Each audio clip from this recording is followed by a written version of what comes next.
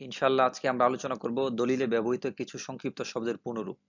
আমাদের যাদের জমি আছে, আমাদের দলিল আছে, আমরা দলিতে অনেক সংক্ষিপ্ত শব্দ থাকে, এগুলো আমরা পুনরূপ জানি না। আজকে আমরা পুনরূপগুলো আলোচনা করব। এখানে কিছু পুনরূপ দেওয়া আছে, এগুলো খুবই গুরুত্বপূর্ণ, জানা থাকলে আমরা আমাদের দলিলগুলো বুঝতে সুবিধা হবে। পিং মানে পিতা, জং মানে স্বামী, গং মানে সকল, মানে যাদের নামে দলিলটা আছে সবাইকে একসাথে গং দ্বারা বোঝানো হয়। সাং মানে ঠিকানা, বিং মানে পুত্র, দং মানে দখল, জ মানে জমা, মুং মানে হচ্ছে মুকাম, বিতং মানে বিস্তারিত, কিত্তা মানে জমির অংশ। অনেক সময় হিস্সাও থাকে, হিস্সা কিত্তা, এগুলো জমির অংশ বোঝায়। দাং মানে হচ্ছে কি দাগ নাম্বার, জমির যে দাগ নাম্বার থাকে।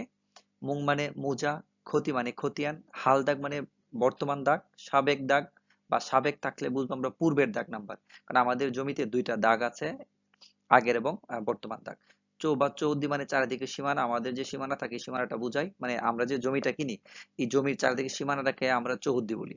সত্ত্ব মানে মালিকানা, অধিকার মানে যার মালিকানা, যার মালিকানায় আছে এটাকে সত্ত্ব দ্বারা আমরা বুঝি। পতিত মানে হচ্ছে অনাবাদি জমি, যে জমিগুলো আমরা চাষাবাদ করি না। তো এখানে চারটা বিষয় খুবই গুরুত্বপূর্ণ। আমরা CS, S A, R S, BS এগুলো আমরা বুঝি না। তো সিএসটা হচ্ছে পুনরূপ হচ্ছে ক্যাডাস্ট্রাল সার্ভে। এটা ব্রিটিশ ভারতে করা হয়।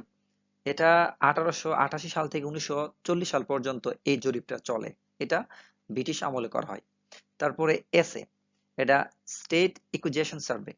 এটা 1950 সালে পাকিস্তান আমলে জমিদারি প্রথা যখন বিলুপ্ত ঘটে তখন এই জরিপটা চালানো হয়। তারপর হচ্ছে আরএস, রিভিশনাল সার্ভে।